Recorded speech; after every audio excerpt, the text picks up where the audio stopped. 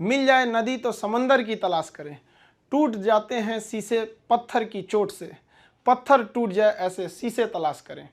आज हम आपसे बीच में बात करते हैं अपने बचपन के कुछ कहानियों की। देखिए, हमारा परिवार एक जॉइंट फैमिली में, हम लोग एक छोटे से परिवार में जन्म लिए। सब लोग एक साथ रहते थे, अंकल सबका परिवार यहाँ पे, उसमें हम लोग के मकान के भी एक कमरे थे जिसमें हम लोग रहते थे। बचपन में हम बहुत बदमाश थे। मेरी मम्मी को सबसे ज़्यादा परेशानी थी, कोई जॉइंट फैमिली होने की वजह से क्या होता था कि परिवार में बहुत लोग रहते थे, मोहल्ले वाले, पड़ोस वाले, और उस समय मोबाइल वगैरह नहीं होती थी। हम लोग यही गुल्ली डंडा वगैरह वगैरह खेलते रहते थे। डेली किसी न किसी से हम झगड़ा किए रहते थे। मेरी मम्मी परेशान होकर रहती थी, करेगा क्या ज़िंदगी में, बहुत परेशानी हो जाती थी। और बचपन में थोड़ा सा फाइनेंशियली प्रॉब्लम होने की वजह से हर चीज़ लिमिटेड तौर पे मिला।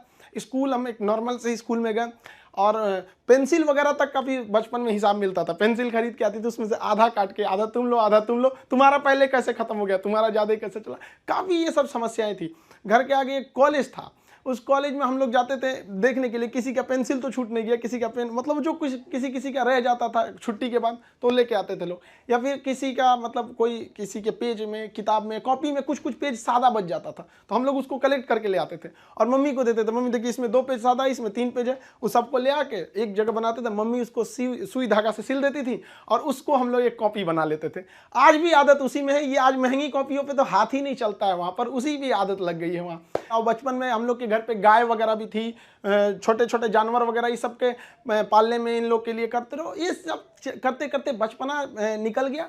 और इस बीच मेरे पिताजी जो थे वो अलग अलग जगहों पे वर्क करते रह गए, कभी शिप बिल्डिंग में, कभी पाइपलाइन में, कभी फॉरेन में, अलग अलग जगह पे। एक स्टेबल नहीं रहा, जिसका खामियाजा हम लोग को आगे जाके बहुत बड़ा भुगतना पड़ गया था। फाइनेंशियली खराब होने की वजह से हमको शुरुआत में, हम जब 8 पास किए तो वहीं से हमको फौज में जाने का थोड़ा सा जुनून लगा कि हमको फौज में जाना चाहिए। तो हम 9th में जब पढ़े थे, सैनिक स्कूल का एंट्रेंस का एग्जाम दिया, उसमें मेरा सिलेक्शन ही नहीं हुआ। पता नहीं क्यों सैनिक स्कूल में नहीं हुआ। तो फिर हमने पॉलिटेक्निक का दिया, तो पॉलिटेक्निक के भी उसमें देखिए, एक्चुअली क्या है कि जो एकेडमिक पढ़ाई होती है उससे थोड़ा सा बेटर होता है जो कॉम्पिटिटिव होती है। तो 8 के बाद ही सैनिक के लिए एक कॉम्पिटिटिव वाला माहौल आ गया था। फिर पॉलिटेक्निक में दिए, उसमें रैंक अच्छा नहीं आया, तो हम कहे छोड़ो, अब नॉर्मल 10th यानी मैट्रिक करते हैं, उसके बाद इंटर करते हैं। इंटर करने के बाद फिर हम लोग ने सोचा कि एनडीए का देते हैं। इस बीच एआई ट्रिपल हम लोग के वक्त में होता था, एआई ट्रिपल ही, उसको दिए। आईआईटी के दिन तो हम सोए रह गए थे वहाँ। फिर एनडीए के गए सिलेक्शन के लिए, तो एनडीए में रिटन एग्जाम हुआ, वो काफ़ी ठीक ठाक था। और एनसीसी वगैरह हम लोग ने किया था, तो उससे फौज से काफ़ी ज़्यादा उससे जानने को मिल गया, कौन सा हथियार कैसे काम करता है। ये वो एक जुनून हो गया कि भाई हम लोग को ये कॉन्फिडेंस था ना कि फौज में हो जाएंगे तो ट्रेनिंग की कुछ खास जरूरत नहीं पड़ेगी। हम लोग तो इसे बहुत हद तक जानते हैं हथियारों के बारे में। सब होने के बाद वहाँ पे क्या होता है कि ये सिलेक्शन काफ़ी प्रोसीजर काफ़ी कॉम्प्लेक्स होता है। वहाँ मेडिकल जांच होती है हर चीज़ का। मेरा हाथ काफ़ी टेढ़ा है, अभी इतना टेढ़ा होने की वजह से दोनों हाथ कि मतलब अब मेडिकली आउट कर दिया जाए। अब मेडिकल आउट होने की वजह से ये सब चीज़ें सही नहीं हो सकती हैं। तो यही एक तो वही था मेरे लाइफ का। इसके आगे हमने कोई सपना ही नहीं देखा था कि हमको कुछ और भी करना है। शुरू से ही फौज में ही जाना था हमको। अब हमारे लिए तो एकदम विकट परिस्थिति हो गई, साथ ही साथ फाइनेंशियली भी दिक्कत हो गया। अब क्या करें? तो नॉर्मल एक सरकारी स्कूल से इंटर था मेरा, फिर एक नॉर्मल ग्रेजुएशन किए, ग्रेजुएशन बीएससी। अब इसमें फाइनेंशियली दिक्कत भी बहुत ज़्यादा आ गया। इन दिक्कत में सबसे ज़्यादा साथ दिया मेरे 3 दोस्तों ने, सोनू, पवन, हेमंत। ये 3 दोस्तों ने हमारा बहुत ज़्यादा हेल्प किया और हम सबसे खुशनसीब हैं। हम ये कह सकते हैं कि दोस्त हमें बड़ा बढ़िया मिले। तो सोनू था, पवन, हेमंत, इन लोग के पास जो पॉकेट मनी आती थी ना, तो जो घर से उसमें से काट के कुछ हमको दे देते, कुछ ये, तो हम लोग में मिलजुल के अच्छे से करते थे। तो एक साथ में हम लोग पढ़ाई करते थे। हम सबको, चारों को, हम लोगों को डिफेंस में ही जाना था। अब हम लोग ने क्या किया भाई, बाकी लोग की फाइनेंशियली ठीक थी, हेमंत की भी सही नहीं थी, तो वो सेल्फ डिपेंडेंट था। तो हेमंत ने कहा कि एक काम कर तो भाई, चलो तुम भी को टीचिंग में ले आते हैं। तो उसने क्या किया, हमको एक होम ट्यूशन के पास ले गया पढ़ाने के लिए। होम ट्यूशन, अब वो हम लोग को बच्चों को उतना पढ़ाने का आइडिया नहीं, बस उसको लड़का बहुत पढ़ने में कमजोर था और उसको होम ट्यूशन पढ़ाया गया ना, स्कूल में बहुत अच्छा टॉप पे आ गया वो। उसके घर वाले काफ़ी खुश हुए सब, और वो बहुत अच्छा सा पढ़ रहा था। इसी बीच उसने कहा कि चलो तुम्हें एक कोचिंग में इंट्रोड्यूस करते हैं। तो एक कोचिंग में गए, वहाँ पे मतलब काफ़ी स्टूडेंट जो थे, मतलब बहुत ज़्यादा नहीं थे, नॉर्मल था कोचिंग वहाँ पे। वहाँ हम गए तो हमको फर्स्ट दिन केवल 6 लड़के मिले, और 6 लड़के में अजीब सा माहौल हो गया। वो हमको, मेरी दाढ़ी उड़ी भी नहीं थी, तो अजीब, उनको लगा कि तो हम ही लोग के बीच का है। तो हम 6 बच्चे को पढ़ाए। हमको भी खुद एम्बेरस फील हो रहा था कि ये लोग हमको उस तरह से देख क्यों नहीं रहे हैं। अब उसको 6 लड़कों से अगले दिन वो 50 हो गए, फिर 100, 150, इतना तेज बढ़ने लगा। अब वो कोचिंग वाला जो था उसको लगा कि नहीं भाई पैसा तो ठीक आ रहा है यहाँ पे, ये तो ठीक ठाक है, तो उन्होंने हमको कह दिया कि भाई देखिए सर आपको अपना नाम, पता, एड्रेस, मोबाइल नंबर कुछ भी नहीं देना है। हम कहे हमको जरूरत भी नहीं है इसकी, हमको चुपचाप पीजी वगैरह करना है यहाँ पे, हमारी तो फौज का सपना टूटा था, समझ में नहीं आ रहा था करे क्या करें यहाँ पर, क्योंकि लाइफ बड़ी अजीब चीज होती है, जब तक आपको समझ में आएगी आधी बीत चुकी रहती है। यहाँ लाइफ में क्या होता है, सोचेंगे क्या, बनेंगे क्या, ख्वाहिश कुछ और चीज की रहती है, यही है जिंदगी, सबको इसी के साथ चलना रहता है। तो हमने कहा कोई बात नहीं, उन्होंने कहा कि चलो भाई, हमारा उनको नाम पता था तो टाइटल की वजह से उन्होंने खान नाम दे दिया, खान सर। धीरे धीरे वहाँ पे पढ़ाते रहे, वहाँ पे लड़के बहुत हो गए। वो कोचिंग वालों को पैसा ज्यादा दिखता था, हमें बच्चों का करियर दिखता था। वो कहते थे कि सर इतनी कम फी में आप इतना क्यों बता रहे हो? हम कहे सर हम कैसे करें, उनके साथ किस तरह से हम कह देंगे कि तुम्हें कम बता। इस वजह से थोड़ा सा टसल हो गया, हमको वो छोड़ना पड़ गया कोचिंग। फिर दूसरे जगह गए, तीसरे जगह, उसके बाद से हम लोग ने यहाँ पर आके अपना खान जीएस रिसर्च सेंटर किए। तो हमारा यहाँ पे कुछ खास जानकारी नहीं थी पटना में, क्योंकि हम लोग गांव एरिया से आए थे। तो यहाँ पे कुछ पार्टनर्स वगैरह को कुछ ढूंढे यहाँ के लोगों को, उन लोगों ने तो सत्यानाश ही कर दिया। उन लोगों ने सारा चीज 6 महीने बाद उन लोगों का फुल प्लानिंग था कि कोचिंग को हड़प लेना है। उन लोगों ने कहा कि बेंच भी मेरा, कुर्सी मेरा, पंखा में, सब कुछ। हम तो परेशान हो गए, मेरे पास कुछ भी नहीं बचा। ये हाल कर दिया लोगों ने कि हमारे जेब में केवल 40 रुपया बचे थे और घर लौटने के लिए 90 रुपये चाहिए था। हम परेशान हो गए, भाई कम से कम 90 तो छोड़ो, घर चले जाए यार, पे यहाँ पे क्या कर दिया। कोई दिमाग काम नहीं कर रहा था। तो गंगा के किनारे हम बैठे थे शाम के वक्त में, टेंशन में। यहाँ पर सोचे कि अब टेंशन में जाएंगे अब रूम। तो यहाँ से जब रूम पे गए, वहाँ पे पता चला वो दरवाजा खटखटाए तो कोई खोल ही नहीं रहा था। बड़ा देर बाद खोले तो मुझे कहाँ थे, हम कहे यहीं पे नदी बैठे थे, टेंशन में थे थोड़ा सा। कहे कितना टाइम हो रहा है? हम कहे यही 7-8 बज रहा होगा। तो उन्होंने कहा कि घड़ी देखो। हम देखे रात का 2:30 बज गया था। टेंशन से ना दिमाग काम नहीं कर रहा था, क्या करे क्या नहीं, अजीब सा माहौल हो गया था। अब हमको समझ में आ गया कि भाई हमारे पास केवल 40 बचा है, यानी ऊपर वाला हमको रोक रहा है यहाँ पर किसी ना किसी वजह से, तो हमें रुकना चाहिए। अब फाइनली हमने भी डिसाइड कर लिया कि अब हमको अपने फिर से एक नई शुरुआत करनी है। इस बीच हमको एक अनुभव मिला कि भाई सब पर आप आंख बंद करके भरोसा नहीं कर सकते।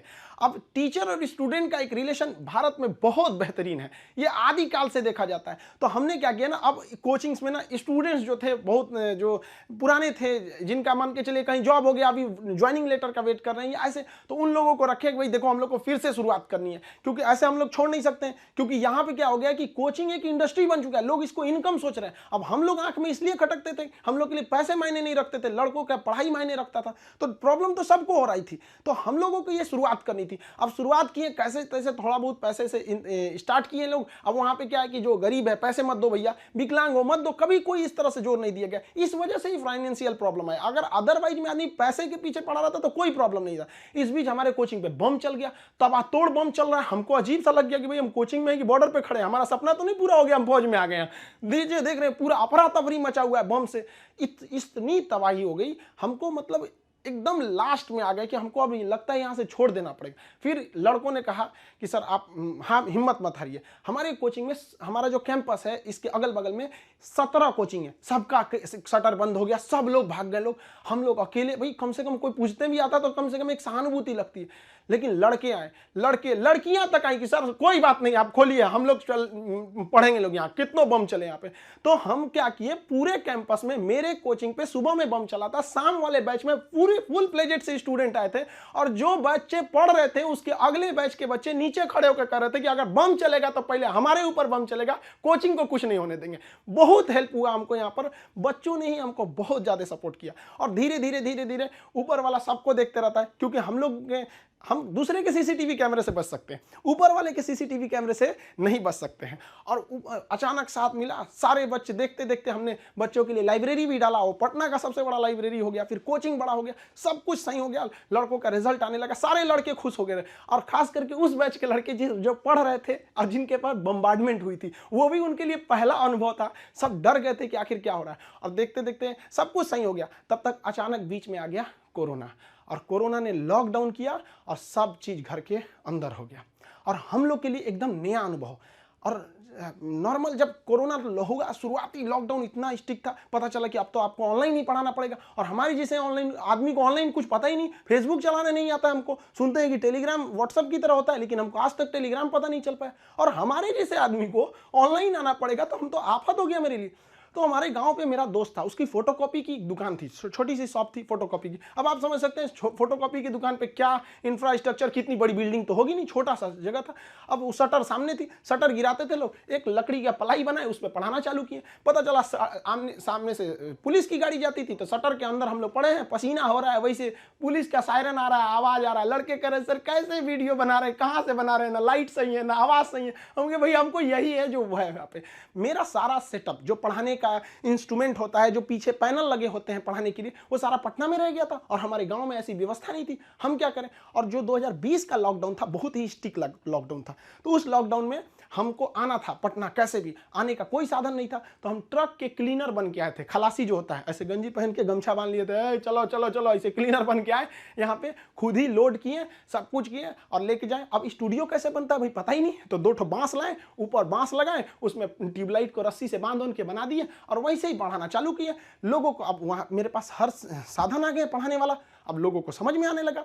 धीरे धीरे धीरे धीरे लोग पसंद करने लगे यहाँ पे कि हाँ ये बात सही है। अब हमारे एक दिल्ली के हमारे एक मित्र हैं मिश्रा जी, उन्होंने सारा सेटअप किया कि ये कैमरा ठीक रहेगा, ये लाइटिंग ठीक रहेगी, ऐसे ऐसे सही रहेगा। उन्होंने बहुत बेहतर काम कर दिया, मेरे लिए अच्छा हो गया। अब इस बीच अब लड़कों का कोर्स चालू करने के लिए एप्लीकेशन बनाने लगे, तो धीरे धीरे धीरे धीरे लड़के एप्लीकेशन पे देखने लगे, यूट्यूब पे। और हमको तो आज तक समझ में नहीं आया कि यूट्यूब पर एजुकेशन के फील्ड को हम ऐसे देखते हैं कि वो लोग भी कमेंट करते हैं, कहते हैं कि सर हमारा किसी जनरल कंपटीशन, हम किसी कंपटीशन की तैयारी नहीं करते हैं, नहीं हमको कोई एग्जाम से मतलब है, फिर भी हम देखते हैं। हमको इस बात की इतनी खुशी होती है, इसलिए नहीं कि वो लोग हमारा वीडियोस देखते हैं, इसलिए कि जो लोग पढ़ाई छोड़ दिए हैं उनको भी इस बात का अफसोस है कि हमने पढ़ाई क्यों छोड़ा। और ये कंफर्म है कि वो अपने बच्चों को या समाज को आगे पढ़ने के लिए जरूर करेंगे। और इस देश को जो पीछे गया है उसको आगे ले जाने का एकमात्र रास्ता है शिक्षा, क्योंकि शिक्षा जिसके पास रहेगी वो कभी किसी से नहीं डर सकता है, अपने अधिकार के लिए खड़ा रहेगा। तो काफी खुशी होने लगी। लेकिन ऑनलाइन का हमको बहुत ज्यादा आइडिया नहीं लगा, तो धीरे धीरे धीरे धीरे क्या हुआ, संघर्ष आगे बढ़ा। अब होता क्या है कि लाइफ में कभी इंसान कोई लिफ्ट की तरह बढ़